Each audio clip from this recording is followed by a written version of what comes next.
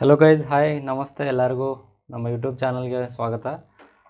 ನಿಮಗೆಲ್ಲರಿಗೂ ನಮ್ಮ ಯುವ ಅಕಾಡೆಮಿಗೆ ಸ್ವಾಗತ. ಇವತ್ತಿನ ಈ ವಿಡಿಯೋದಲ್ಲಿ ನಮ್ಮದು ಇದೇನು ಫಸ್ಟ್ ಕ್ಲಾಸ್ ಇದೆಯಲ್ಲ, ಈ ವಿಡಿಯೋದಲ್ಲಿ ನಾವು PSI ಸಿವಿಲ್ 402ಗೆ ಸಂಬಂಧಪಟ್ಟಂತೆ ಟ್ರಾನ್ಸ್ಲೇಷನ್ ಅಂದರೆ ಅನುವಾದ ಬಗ್ಗೆ ನೋಡೋಣ. ಓಕೆ, ಸೊ ಇದೇ ವಿಡಿಯೋದಲ್ಲಿ ಬರೀ ಟ್ರಾನ್ಸ್ಲೇಷನ್ ಅಷ್ಟೇ ಹೇಳೋದಿಲ್ಲ, ವೊಕ್ಯಾಬ್ಲರಿ ಕೂಡ ನೋಡೋಣ. ಶಬ್ದಕೋಶ ಅಂತ ಕರಿತೀವಿ, ಅದೇ ರೀತಿ ಇಡಿಯಮ್ ಆ್ಯಂಡ್ ಫ್ರೇಜಸ್, ನುಡಿಗಟ್ಟುಗಳು ಇರ್ಬೋದು, ಮತ್ತು ವ್ಯಾಕರಣಾಂಶ ಕೂಡ ಹೇಳ್ತೀನಿ. ಯಾಕಂತಂದರೆ ಬರೀ ಅನುವಾದ ಬರೀಬೇಕಾದ್ರೆ ವೊಕ್ಯಾಬ್ಲರಿ ಬೇಕೇ ಬೇಕು. 90% ವೊಕ್ಯಾಬ್ಲರಿ ಇಂದನೇ ಕೆಲಸ ಆಗುತ್ತೆ. ಅದಾದಮೇಲೆ ವೊಕ್ಯಾಬ್ಲರಿ ಗೊತ್ತಿದ್ದಾಗ ನಮಗೆ ಗ್ರಾಮರ್ ರೂಲ್ಸೇ ಗೊತ್ತಿಲ್ಲ ಅಂದರೆ ಪದಗಳನ್ನು ಹೇಗೆ ಜೋಡಣೆ ಮಾಡಿ ವಾಕ್ಯವನ್ನು ತಯಾರು ಮಾಡಬೇಕು, ಮತ್ತು ಅದೇ ರೂಲ್ಸ್ ಗೊತ್ತಿಲ್ಲಪ್ಪ ಅಂತಂದರೆ ಮಾರ್ಕ್ಸ್ ಹೋಗ್ಬೋದು.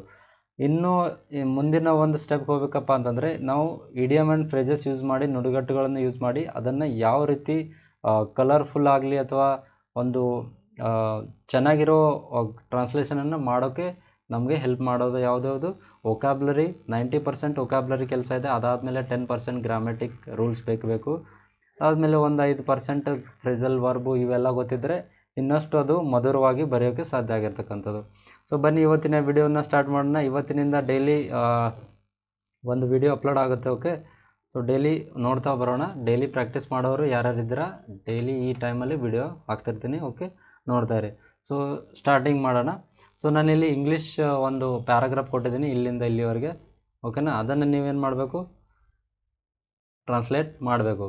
ಒಂದು ಕೆಲಸ ಮಾಡಿ, ಈಗ ನೀವು ವಿಡಿಯೋನ ನೋಡ್ತಾ ಇದ್ದರೆ ಈ ವಿಡಿಯೋನ ಪಾಸ್ ಮಾಡಿ. ಯೂಟ್ಯೂಬಲ್ಲಿ ನೋಡ್ತಾ ಇದ್ರಲ್ಲ, ವಿಡಿಯೋನ ಪಾಸ್ ಮಾಡಿ ಈ ಕಂಪ್ಲೀಟು ಒಂದು ಪ್ಯಾರಾಗ್ರಾಫ್ ಇದೆಲ್ಲ ಇದು ರೀಡ್ ಮಾಡಿ ಮೊದಲು. ಓಕೆ, ಯಾಕಂತಂದರೆ ನಾನು ಅಷ್ಟು ಟೈಮ್ ಕೊಟ್ಟರೆ ಅನ್ನೆಸೆಸರಿ ವಿಡಿಯೋ ಲೆಂದಿ ಆಗಿಬಿಡುತ್ತೆ. ಸೊ ಹಾಗಾಗಿ ನೀವೇ ನಿಮ್ಮ ವಿಡಿಯೋನ ಪಾಸ್ ಮಾಡಿ ಈ ಕಂಪ್ಲೀಟನ್ನು ರೀಡ್ ಮಾಡಿ, ಒಂದು 5 ನಿಮಿಷ ತೊಗೊಂಡು ರೀಡ್ ಮಾಡಿ. ಓಕೆ, ಆ ರೀಡ್ ಆದಮೇಲೆ ನಿಮಗೆ ಮುಂದಿನ ಸ್ಟೆಪ್ ಹೇಳ್ಕೊಡ್ತೀನಿ. ಓಕೆ, ಈಗ ಮೊದಲು ರೀಡ್ ಮಾಡಿ, ಒಂದು 5 ನಿಮಿಷ ಪಾಸ್ ಮಾಡಿ. ಓಕೆ, ನೀವು ಪಾಸ್ ಮಾಡಿ ವಿಡಿಯೋನ ರೀಡ್ ಮಾಡಿದಿರ ಪ್ಯಾರಾಗ್ರಾಫನ್ನು ಓದಿದಿರ ಅನ್ಕೋತೀನಿ. ಅದಾದಮೇಲೆ ನಾನೇನು ಮಾಡ್ತೀನಿ, ಮೊಟ್ಟ ಮೊದಲಿಗೆ ಏನು ಮಾಡಬೇಕು, ನೀವು ಓದಿದಾಗ ಇದು ಯಾವ ಥೀಮ್ಗೆ ರಿಲೇಟೆಡ್ ಅಂತ ನಿಮಗೆ ಅರ್ಥ ಆಗಬೇಕು. ಫಾರ್ ಎಕ್ಸಾಂಪಲ್, ಇದು ಒಂದು ನೀವು ಚಿಕ್ಕವರಿದ್ದಾಗ ಕತೆ ಕೇಳಿರ್ತೀರ. ಒಬ್ಬಳು ಹೆಣ್ಮಗಳು ಇರ್ತಾಳೆ, ಅಂದರೆ ಅವಳು ತನ್ನ ಚಿಕ್ಕ ಮಗುವನ್ನು ಮನೇಲಿ ಇಟ್ಟು ಅದರ ಪಕ್ಕದಲ್ಲೇ ಮುಂಗೂಸನ್ನು ಬಿಟ್ಟು ಹೋಗಿರ್ತಾಳೆ ನೀರು ತರೋಕ್ಕೆ. ಅದಾದಮೇಲೆ ವಾಪಸ್ ನೀರು ತೊಗೊಂಡು ಬಂದಾಗ ನೋಡ್ತಾಳೆ ಮನೆ ಬಾಗಿಲಲ್ಲಿ ಆ ಮುಂಗೂಸಿ ಬಾಯಲ್ಲೆಲ್ಲ ರಕ್ತ ಹತ್ತಿರುತ್ತೆ. ಸೊ ಅದನ್ನು ನೋಡಿ ಏನು ಅಂದ್ಕೋತಾಳೆ ಇವಳು, ಇದು ನನ್ನ ಮಗುನೇ ತಿಂದು ಹಾಕಿದೆ ಅಂದ್ಕೊಂಡು ಅದನ್ನು ಅಕ್ಕಿ ಸಾಯಿಸಿ ಒಳಗೆ ಬರ್ತಾಳೆ. ರೂಮಲ್ಲಿ ಬಂದಾಗ ನೋಡಿದಾಗ ಮಗುಗೆ ಏನೂ ಆಗಿರಲ್ಲ. ಆ ಮಗು ಪಕ್ಕದಲ್ಲಿ ಒಂದು ಹಾವು ಸತ್ತು ಬಿದ್ದಿರುತ್ತೆ. ಸೊ ಆವಾಗ ಅರ್ಥ ಆಗುತ್ತೆ ಅವಳಿಗೆ ಏನಪ್ಪ ಅಂತಂದರೆ ಈ ಮುಂಗೂಸಿ ನನ್ನ ಮಗುನ ಕೊಂದಿಲ್ಲ, ಆ ಹಾವನ್ನು ಕೊಂದು ನನ್ನ ಮಗುವನ್ನು ರಕ್ಷಣೆ ಮಾಡಿದೆ ಹಾವಿನಿಂದ ಅಂಥೇಳಿ ಆವಾಗ ಅವಳು ರಿಯಲೈಸ್ ಮಾಡ್ಕೋತಾಳೆ. ಸೊ ಇದು ಸ್ಟೋರಿ ಎಲ್ಲೋ ಕೇಳಿದಾಗಿದೆ ಅಲ್ಲ. ಓಕೆ, ಸೊ ಅರ್ಥ ಆಗ್ತಿದೆ ಇದೊಂದು ಸ್ಟೋರಿ ಇದೆ ಅಂತ. ಓಕೆ, ಸೊ ನೀವು ಕನ್ನಡದಲ್ಲಿ ಈಸಿಯಾಗಿ ಬರೀಬೋದು. ಮೊಟ್ಟ ಮೊದಲ ಸ್ಟೆಪ್ ಏನು ನಾನು ಸಜೆಸ್ಟ್ ಮಾಡ್ತೀನಪ್ಪ ಅಂತಂದರೆ, ಈ ವಾಕ್ಯ ಓದಿದ ಮೇಲೆ ಥೀಮ್ ಯಾವುದಿದೆ, ಒಂದು ಸ್ಟೋರಿ ಇದೆ. ಓಕೆನಾ, ಥೀಮ್ ಏನಿದೆ, ಒಂದು ಸ್ಟೋರಿ ಇದೆ, ಸ್ಟೋರಿ. ಓಕೆ, ಅದಾದಮೇಲೆ ನಿಮಗೆ ಯಾವ್ಯಾವ ಪದಗಳ ಅರ್ಥ ಆಗಿಲ್ಲ ಅವುಗಳನ್ನು ಹೈಲೈಟ್ ಅಂಡರ್ಲೈನ್ ಮಾಡ್ಕೊತ ಬನ್ನಿ. One day young mother left her sleeping toddler. ತುಂಬ ಜನರಿಗೆ ಗೊತ್ತಿರಲಿಕ್ಕಿಲ್ಲ ಟೋಡ್ಲರ್ ಅಂದ್ರೇನು. ತುಂಬ ಜನ ಇದನ್ನು ಟೋಡ್ಲರ್ ಅಂದರೆ ತೊಟ್ಟಿಲು ಅಂತ ತಿಳ್ಕೊತಾರೆ. ಸೊ ಟೋಡ್ಲರ್ ಅಂದರೆ ತೊಟ್ಟಿಲ್ಲ ಅಲ್ಲ. ಓಕೆ, ಈ ಟೋಡ್ಲರ್ ನಿಮಗೆ ಅರ್ಥ ಆಗಲಿಕ್ಕಿಲ್ಲ. On the floor and went out to fetch a water pot ಗೊತ್ತು, ಫೆಚ್ ಕೂಡ ನಿಮಗೆ ಗೊತ್ತಿರಲಿಕ್ಕಿಲ್ಲ. So to fetch. Okay, living her pet mongoose. Pet ಅಂದರೆ ಗೊತ್ತಿರಲಿಕ್ಕಿಲ್ಲ, ಮುಂಗೂಸ್ ಅಂದರೆ ಇದನ್ನು ಕನ್ನಡದಲ್ಲಿ ಏನಂತಾರೆ ಅದು ಕೂಡ ನೋಡೋಣ. In charge of baby when she returned little later she found the mongoose with its mouth full of blood. Okay, full of blood ಇದು ಕೂಡ ಇಂಪಾರ್ಟೆಂಟ್ ಇದೆ. Lying near the door step ಕೂಡ ನೀವು ಹೈಲೈಟ್ ಮಾಡ್ಕೋಬೇಕು.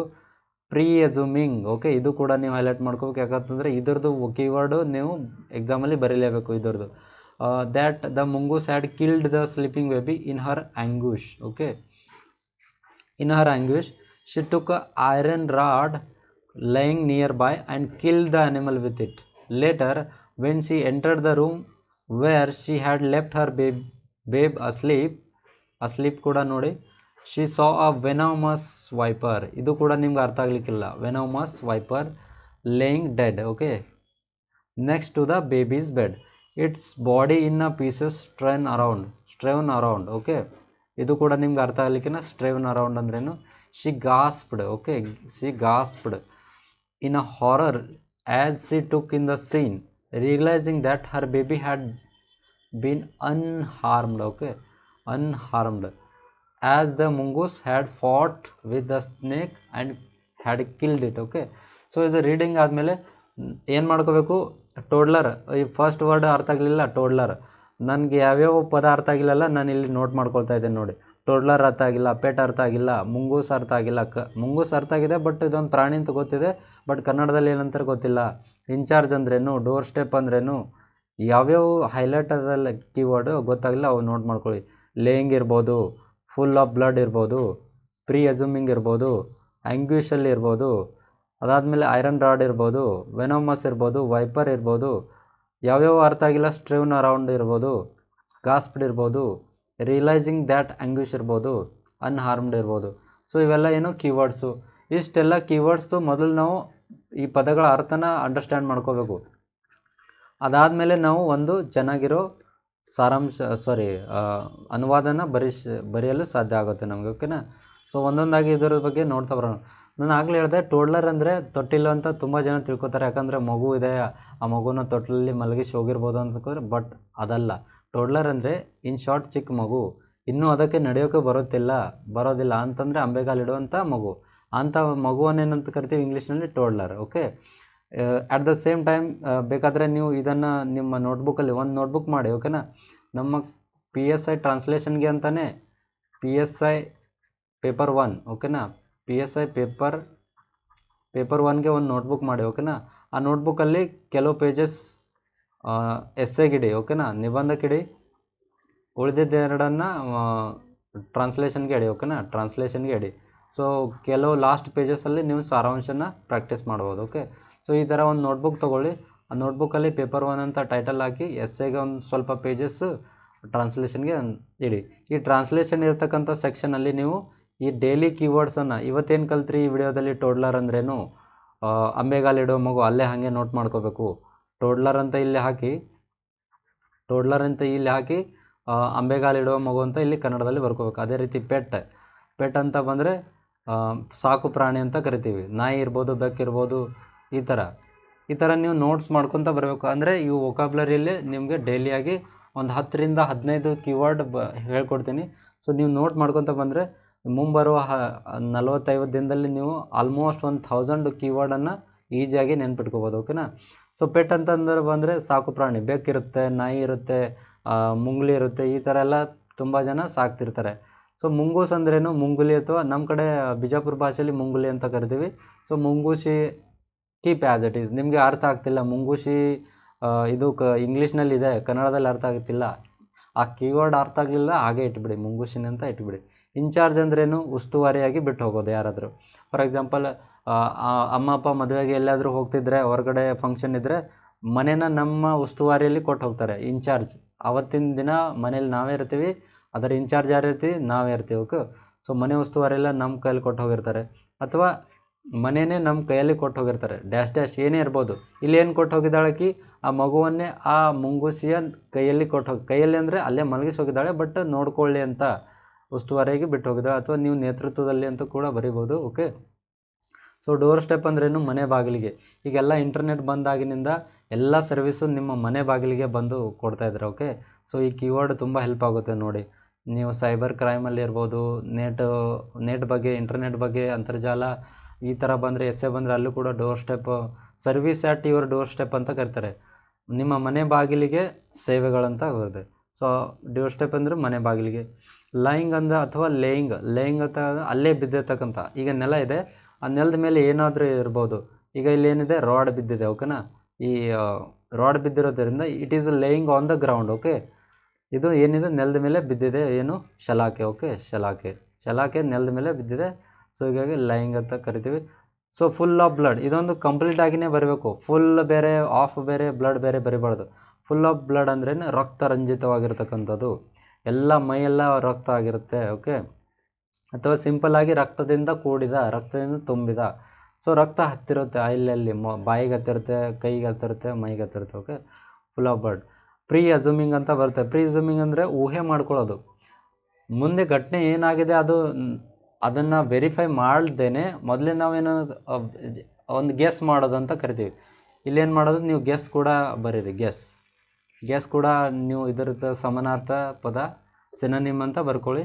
ಅಂದರೆ ಊಹೆ ಮಾಡ್ಕೋತಾಳೆ, ಏನು ಊಹೆ, ಅಥವಾ ತಿಳಿದು, ಇದು ಮುಂಗುಸಿ ನನ್ನ ಮಗುನ ತಿಂದಿದೆ ಅಂತ ತಿಳಿದು, ಅಥವಾ ಇದು ನನ್ನ ಮಗುನ ತಿಂದಿದೆ ಅಂತ ನಂಬಿ ಊಹೆ ಮಾಡ್ಕೋತಾಳೆ. ಅದನ್ನೇನಂತ ಕರಿತೀವಿ, ಪ್ರೀ ಅಸ್ಯೂಮಿಂಗ್. ನೀವು ಸಿಂಪಲ್ ಭಾಷೆಯಲ್ಲಿ ಗೆಸ್ ಮಾಡೋದು ಅಂತ ಕರಿತೀವಿ. ಸೊ ಆ್ಯಂಗ್ವಿಷ್ ಅಂದರೆ ಅವಳಿಗೆ ವೇದನೆ ಆಗೋಕ್ಕೆ ಶುರು ಆಗುತ್ತೆ. ನನ್ನ ಮಗು ತೀರ್ಕೊಂತು, ನಮ್ಮ ಮಗು ಸತ್ತೋಯ್ತು ಅಂತ ವೇದನೆ ಶುರು ಆಗುತ್ತೆ. ಅದನ್ನೇನಂತ ಕರಿತೀವಿ, ಆ್ಯಂಗ್ವಿಷ್. ಈ ಥರ ಎಲ್ಲ ನೀವು ನೋಟ್ ಮಾಡ್ಕೊಳ್ತಾ ಬನ್ನಿ. ಓಕೆನಾ, ನಿಮ್ಮ ನೋಟ್ಬುಕ್ಕಲ್ಲಿ ನೋಟ್ ಮಾಡ್ಕೊಳ್ತಾ ಬನ್ನಿ. ಆ್ಯಂಗ್ವಿಷ್ ಅಂದರೆ ವೇದನೆ. ಐರನ್ ರಾಡ್ ಅಂದರೆ ಕಬ್ಬಿಣ ಅಂತ. ಐರನ್ ಅಂದರೆ ಗೊತ್ತು, ಕಬ್ಬಿಣ. ರಾಡ್ ಅಂತ ಗೊತ್ತಿರಲಿಲ್ಲ, ಶಲಾಕೆ ಅಂತಂದರೆ ರಾಡ್ ಅಂತಲೇ ಮೆನ್ಷನ್ ಮಾಡಿ. ಒಂದು ಕೀವರ್ಡ್ ನೆನ್ಪಿಟ್ಕೋಬೇಕು. ನಿಮಗೆ ಸಾರಾಂಶ ಬರೀಬೇಕಾದ್ರೆ ಎಲ್ಲೋ ಒಂದು ಕಡೆ ಒಂದೆರಡು ಪದ ನಿಮಗೆ ಗೊತ್ತೇ ಆಗೋದಿಲ್ಲ ಅಂತ ಇಟ್ಕೊಳ್ಳಿ. ಅಂಥದ್ರಲ್ಲಿ ಆ ಇಂಗ್ಲೀಷ್ ಪದನೇ ಹಾಕಿಬಿಡಿ. ಆ ಥರ ಗೊತ್ತಿದ್ದರೆ ಕನ್ನಡದಲ್ಲಿ ಬರೀರಿ, ಗೊತ್ತಿರಲಿಲ್ಲ ಅಂದರೆ ಬಿಟ್ಟು ಬರೋಕ್ಕೆ ಹೋಗ್ಬಿಡಿ. ಅದರಲ್ಲಿ ಅದೇ ಕೀವರ್ಡ್ ಇಂಗ್ಲೀಷ್ನಲ್ಲಿ ಯೂಸ್ ಮಾಡಿ. ಓಕೆ, ಇಲ್ಲಿ ಏನಂತ ಕರಿತೀವಿ, ಕಬ್ಬಿಣದ ಶಲಾಕೆ, ರಾಡ್ ಅಂತ ಕರಿತೀವಿ. ಸೊ ವೆನಾಮಸ್ ಅಂದರೆ ವಿಷಪೂರಿತ. ಓಕೆ, ಈ ಹಾವು ಇರ್ಬೋದು, ಹಾವು ವಿಷಪೂರಿತ. ಹಲ್ಲಿ ಇರ್ಬೋದು, ಹಲ್ಲಿ ವಿಷಪೂರಿತ ಇರುತ್ತೆ. ನಮ್ಮ ವಿಚಾರಗಳು ಕೆಲವೊಮ್ಮೆ ವಿಷಪೂರಿತ ಇರುತ್ತೆ. ಅದನ್ನೇ ಇದರ ವೆನಾಮಸ್ದು ಸಿನೋನಿಮ್ ನೋಡೋದಾದರೆ ಪಾಯ್ಸನಸ್ ಅಂತ ಕರಿತೀವಿ. ಓಕೆನಾ,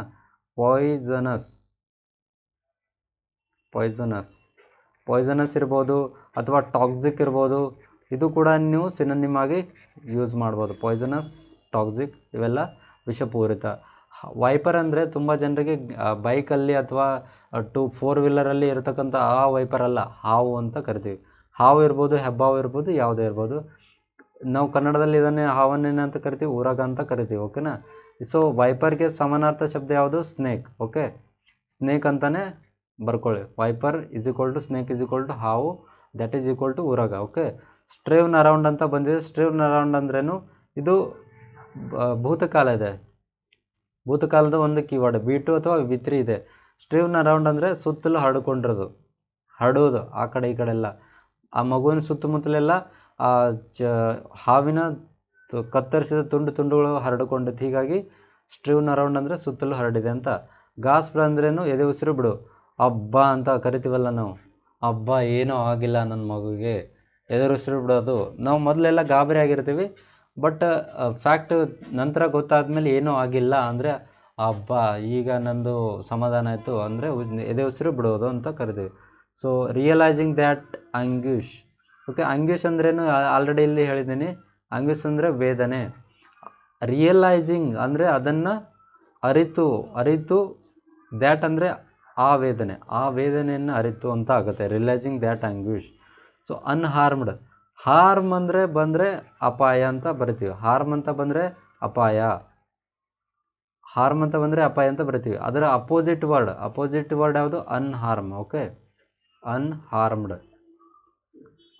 ಅಂದರೆ ಅಪಾಯ ಆಗಿಲ್ಲ. ಓಕೆನಾ. ಸೊ ಹಾರ್ಮು ಅಪೋಸಿಟ್ ವರ್ಡ್ ಯಾವುದು, ಅನ್ಹಾರ್ಮ್. ಓಕೆ, ಸೊ ಇದಿಷ್ಟು ಕೀವರ್ಡ್ ನೋಡಿ. ನಾನು ಮತ್ತೊಮ್ಮೆ ಇಲ್ಲಿ ಹೇಳ್ತಾ ಇದ್ದೀನಿ. ಟೋಡ್ಲರ್ ಅಂದರೆ ಅಂಬೆಗಾಲು ಇಡ್ತಕ್ಕಂಥ ಚಿಕ್ಕ ಮಗು. ಪೆಟ್ ಅಂದರೆ ಸಾಕು ಪ್ರಾಣಿ. ಮುಂಗುಷಿ ಅಂದರೆ ಮುಂಗುಲಿ ಅಂತ ಆದರೂ ಬರೀರಿ, ಮುಂಗುಷಿ ಅಂತಂದ್ರೆ ಆ್ಯಸ್ ಇಟ್ ಈಸ್ ಬರೀರಿ. ಇನ್ಚಾರ್ಜ್ ಅಂದರೆ ಉಸ್ತುವಾರಿ ಅಥವಾ ನೇತೃತ್ವ ಅಥವಾ ಯಾರ್ದೋ ಕೈಯಲ್ಲಿ ಕೊಟ್ಟು ಹೋಗೋದು ಅಂತ ಅರ್ಥ, ಏನೇ ಇದ್ರು. ಡೋರ್ ಸ್ಟೆಪ್ ಅಂದರೆ ಮನೆ ಬಾಗಿಲಿಗೆ. ಲೈಯಿಂಗ್ ಅಂದರೆ ಬಿದ್ದಿರುವ. ಫುಲ್ ಆಫ್ ಬ್ಲಡ್ ಅಂದರೆ ರಕ್ತದಿಂದ ತುಂಬಿದ. ಪ್ರೀ ಅಸ್ಯೂಮಿಂಗ್ ಊಹೆ ಮಾಡ್ಕೊಳ್ಳೋದು. ಆಂಗ್ವಿಷ್ ವೇದನೆ. ಐರನ್ ರಾಡ್ ಕಬ್ಬಿಣ ಶಲಾಕೆ.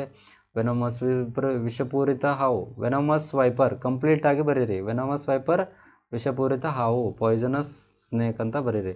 ಸ್ಟ್ರೇವ್ನ್ ಅರೌಂಡ್ ಅಂದರೆ ಆ ಸುತ್ತಲೂ ಹರಡ್ಕೊಂಡಿರ್ಬೇಕು. ಗಾಸ್ಪ್ಡ್ ಅಂದರೆ ಎದುರಿಸಿರು ಬಿಡು. ರಿಯಲೈಸಿಂಗ್ ದ್ಯಾಟ್ ಅಂದರೆ ಆ ವೇದನೆಯನ್ನು ಅರಿತು ಹಾನಿ ಹಾನಿ ಒಳಗಾಗಿಲ್ಲ.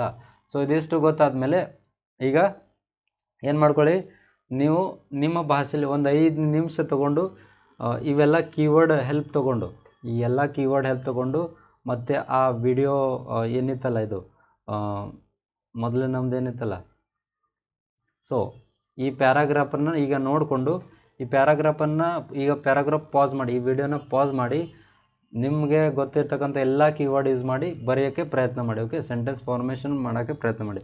ಒಂದು 5 ನಿಮಿಷ ತೊಗೊಳ್ಳಿ, 10 ನಿಮಿಷ ತೊಗೊಳ್ಳಿ. ಸೊ ವಿಡಿಯೋ ಪಾಸ್ ಮಾಡಿ ಬರೀರಿ.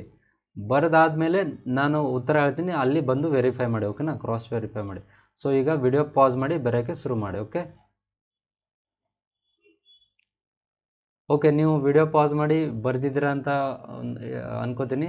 ಈಗ ನಾನು ಏನು ಮಾಡ್ತೀನಿ, ಕ್ರಾಸ್ ವೆರಿಫೈ ಮಾಡೋಕ್ಕೆ ಹೋಗ್ತೀನಿ. ಓಕೆನಾ, ಐ ವಿಲ್ ಕ್ರಾಸ್ ವೆರಿಫೈ ಮಾಡೋಣ. ಈಗ ನೋಡಿ, ನಾನು ಆಲ್ರೆಡಿ ಎಲ್ಲ ಶಬ್ದಗಳನ್ನು ಅರ್ಥ ಮಾಡಿಕೊಂಡು ಬರೆದಿದ್ದೀನಿ. ಇಲ್ಲಿ ನೋಡಿ, ಸ್ಟಾರ್ಟ್ ಹೆಂಗೆ ಮಾಡಬೇಕು. ಒಂದು ದಿನ ಒಬ್ಬ ಯುವ ತಾಯಿ ತನ್ನ ಮಲಗಿದ್ದ ಮತ್ತು ಅಂಬೆಗಾಲಿಡುವ ಮಗುವನ್ನು ನೆಲದ ಮೇಲೆ ಬಿಟ್ಟು ಮಡಿಕೆಯಲ್ಲಿ ನೀರು ತರಲು ಹೋದಳು. ಓಕೆ, ನೀರು ತರಲು ಹೋದಳು. ತನ್ನ ಸಾಕು ಮುಂಗೂಷಿಯನ್ನು ಮಗುವಿನ ಉಸ್ತುವಾರಿಗಾಗಿ ಬಿಟ್ಟಳು. ಓಕೆ, ಸ್ವಲ್ಪ ಸಮಯದ ನಂತರ ಅವಳು ಹಿಂದಿರುಗಿದಾಗ ಮುಂಗೂಷಿಯ ಬಾಯಲ್ಲಿ ರಕ್ತ ತುಂಬಿರೋದನ್ನು ಅವಳು ನೋಡ್ತಾಳೆ. ಎಲ್ಲಿ? ಮನೆ ಬಾಗಿಲಲ್ಲೇ. ಇನ್ನೂ ಅವಳು ಎಂಟ್ರಿ ಕೊಟ್ಟಿಲ್ಲ ಒಳಗಡೆ, ಮನೆ ಬಾಗಿಲಲ್ಲಿದ್ದಾಳೆ. ಅದು ನೋಡಿದಾಳೆ. ಅದಾದಮೇಲೆ ಅವಳು ಮನೆ ಬಾಗಿಲ ಬಳಿ ಕಂಡುಕೊಂಡಳು. ಸೊ ಮುಂಗೂಷಿ ಮಲಗಿದ್ದ ಮಗುವನ್ನು ಕೊಂದಿದೆ ಎಂದು ಭಾವಿಸಿ, ಓಕೆನಾ,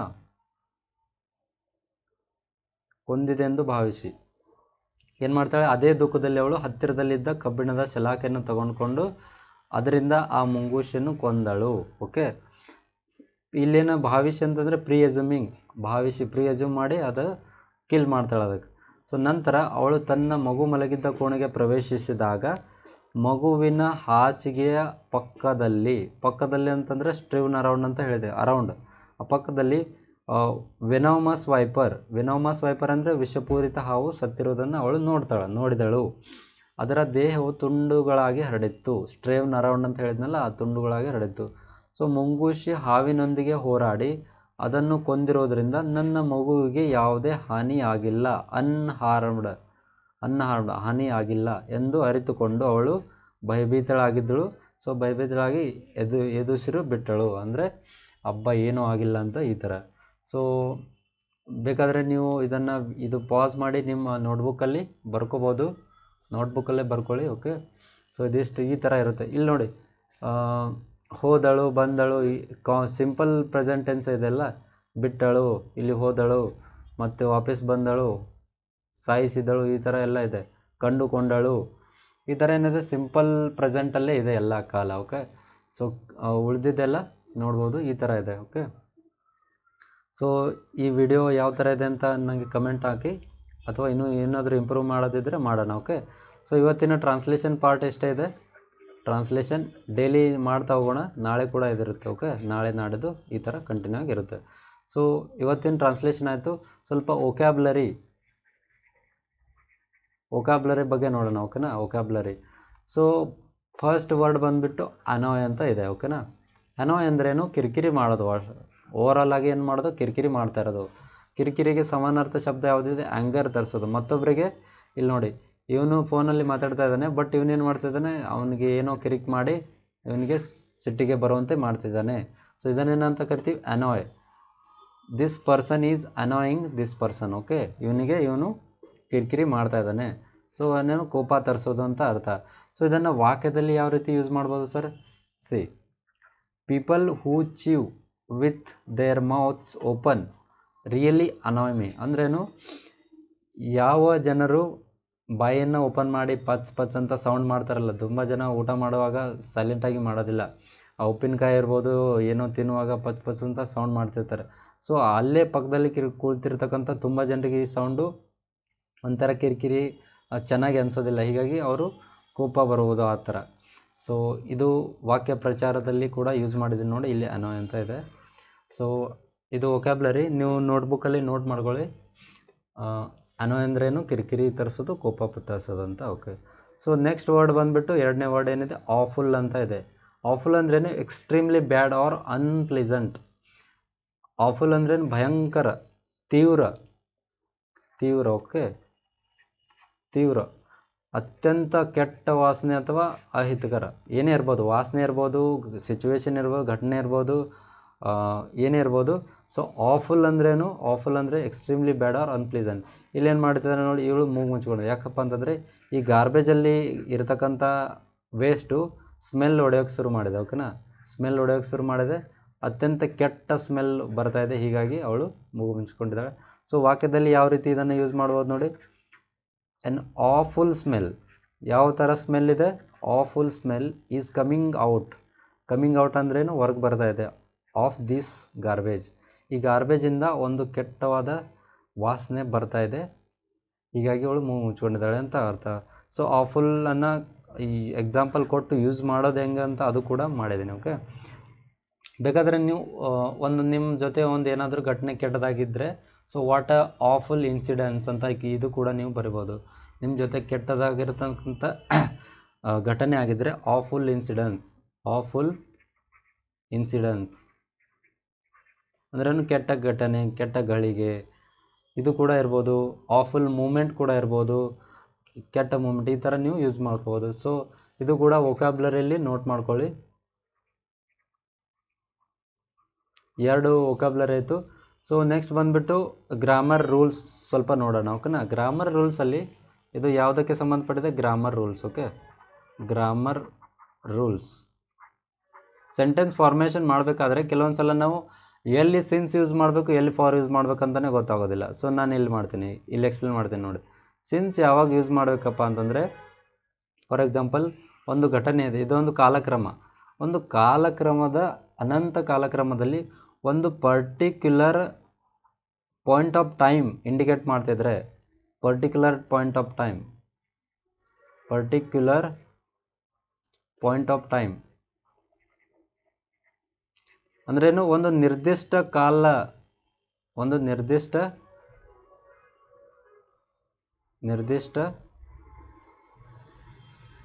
ಕಾಲ.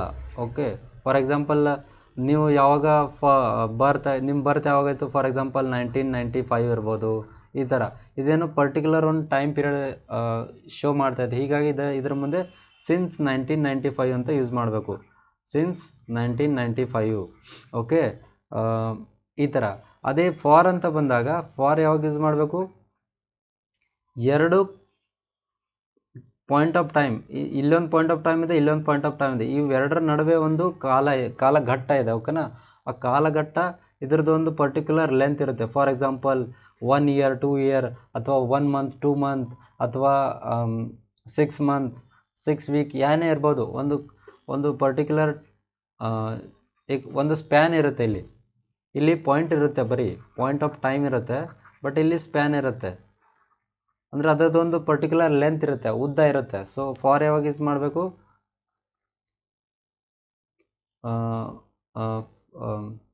Length of time period. Okay, length of time period, ಕಾಲದ ಉದ್ದ. ಓಕೆ, ಅಲ್ಲಿ ಒಂದೇ ಒಂದು ಪಾಯಿಂಟ್ ಆಫ್ ಟೈಮ್ ಇರಲ್ಲ, 2 ಪಾಯಿಂಟ್ ಆಫ್ ಟೈಮ್ ನಡುವೆ ಎಷ್ಟೆಲ್ಲ ಕಾಲ ಇದೆ ಅಲ್ಲ, ಅದನ್ನೇನಂತ ಕರಿತೀವಿ? ಫಾರ್ ಅಂತ ಕರಿತೀವಿ. ಸೊ ಇದಿಷ್ಟು ನೋಟ್ ಮಾಡ್ಕೊಳ್ಳಿ. ನೋಟ್ ಮಾಡ್ಕೊಂಡಾದ್ಮೇಲೆ ನಾನು ಎಕ್ಸಾಂಪಲ್ ಕೊಟ್ಟು ಎಕ್ಸ್ಪ್ಲೇನ್ ಮಾಡ್ತೀನಿ. Okay, so for 2 years, for 2 years ಅಂತ ಕರಿಬೋದು. ಈ 2 year ಅಂದ್ರೇನು? ಇದೊಂದು ಸ್ಪ್ಯಾನ್ ಇಂಡಿಕೇಟ್ ಮಾಡುತ್ತೆ. ಏನು? ಒಂದು ಕಾಲದ ಉದ್ದ, 2 ವರ್ಷ ಇದೆ, ಇದೊಂದು ಕಾಲಘಟ್ಟ ಇದೆ ಅಂತ ಅರ್ಥ. For 2 year, for a month, ಒಂದು ತಿಂಗಳು ಕಾಲಮಿತಿ. ಓಕೆನಾ, ಒಂದು ತಿಂಗಳು ಕಾಲಮಿತಿ. ಇಲ್ಲಿ ಕಾಲಮಿತಿ ಅಂತ ಬರ್ಕೊಳ್ಬೇಕಾ? ಕಾಲಮಿತಿ. ಓಕೆ, ಸೊ ಈ ಥರ ಸಿನ್ಸ್ 1995, ಸಿನ್ಸ್ ಮೈ ಬರ್ತ್, ಈ ಥರ ಇರುತ್ತೆ. ಫಾರ್ ಅಂತ ಬಂದರೆ ಒಂದು ಟೈಮ್ ಪೀರಿಯಡ್ ಇರುತ್ತೆ. ಸೊ ಎಕ್ಸಾಂಪಲ್ ಕೊಟ್ಟಾಗ ನಿಮಗೆ ಇನ್ನಷ್ಟು ಕ್ಲಾರಿಫಿಕೇಶನ್ ಬರುತ್ತೆ ನೋಡಿ. ಇಲ್ಲಿ ಫಸ್ಟ್ ಬಂದುಬಿಟ್ಟು the film has been on the theatres. ಇಲ್ಲೇನು ಬರುತ್ತೆ? ಜುಲೈ. ಇಲ್ಲಿ ಸಿನ್ಸ್ ಬರ್ಬೋದಾ ಅಥವಾ ಫಾರ್ ಬರ್ಬೋದಾ? ಚೆಕ್ ಮಾಡಿ, ಸಿನ್ಸ್ ಅಥವಾ ಫಾರ್. ನಾವೇನಂತ ಕರಿತೀವಿ? ಜುಲೈ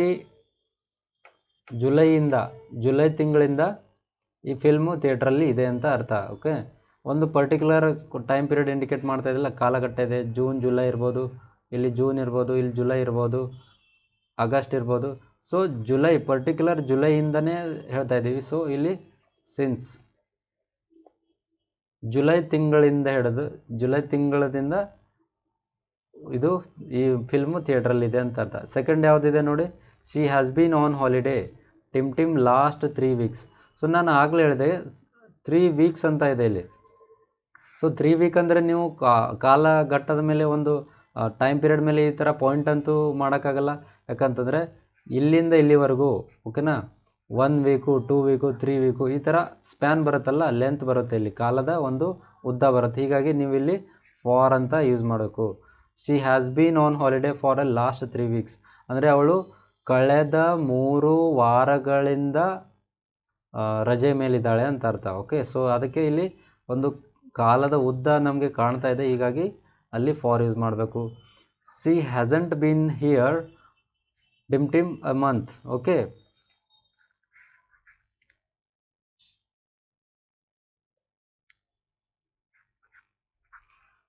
ಸಿ ಹ್ಯಾಸಂಟ್ ಬಿಯರ್ ಎ ಮಂತ್. ಒಂದು ತಿಂಗಳಂತ ಬಂದರೆ ತಿಂಗಳನ್ನು ಒಂದು ನಾವೇನು ಕಾಲಘಟ್ಟದಲ್ಲಿ ಈ ಥರ ಪಾಯಿಂಟ್ ಇಂಡಿಕೇಟ್ ಮಾಡೋದು ಆಗೋದಿಲ್ಲ. ಸೊ ತಿಂಗಳದ್ದು ಇದು ಒಂದು 4 ರಿಂದ 5 ವಾರ ಆಗ್ಬೋದಲ್ಲ, ಸೊ ಇದು ಕೂಡ ಒಂದು ಕಾಲಘಟ್ಟ. ಸೊ ಇಲ್ಲಿ ಕೂಡ ನೀವು ಫಾರನ್ನು ಯೂಸ್ ಮಾಡಲೇಬೇಕು. She hasn't been here for a month. Okay, ಒಂದು ತಿಂಗಳಿಂದ ಅವಳು ಇಲ್ಲ ಅಂತ ಅರ್ಥ. So no one have lived here till 1989.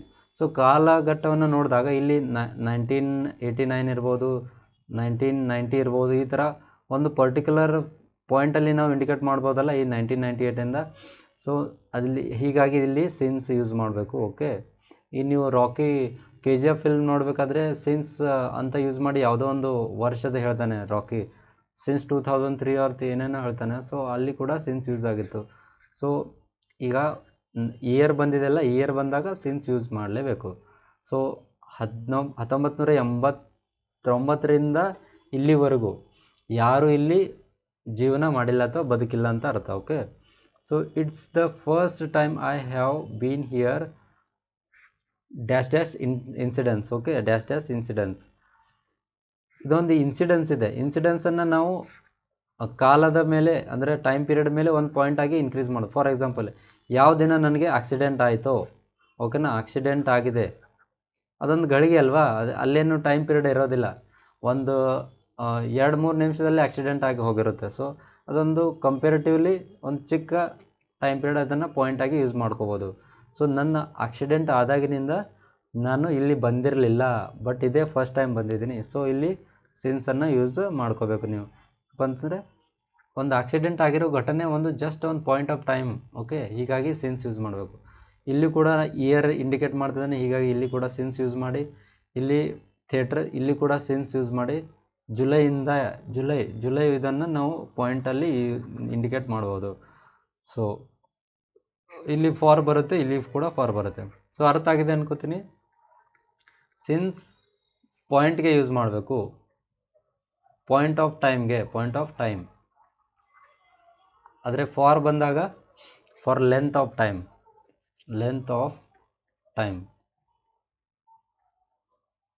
ಈಗ ಫಾರ್ ಎಕ್ಸಾಂಪಲ್ ಹೇಳ್ತೀನಿ, I am reading the book since 6 PM. Okay, I am reading this book since 6 PM. 6 PM ಒಂದು ಕಾಲವನ್ನು ಪಾಯಿಂಟ್ ಟೈಮಲ್ಲಿ ಇಂಡಿಕೇಟ್ ಮಾಡ್ಬೋದು. ಅದೇ I am reading this book for 2 hours ಅಂತ ಬರುತ್ತೆ. For example, ನಾನು ಬುಕ್ಕನ್ನು ರೀಡ್ ಮಾಡ್ತೀನಿ. I am reading this book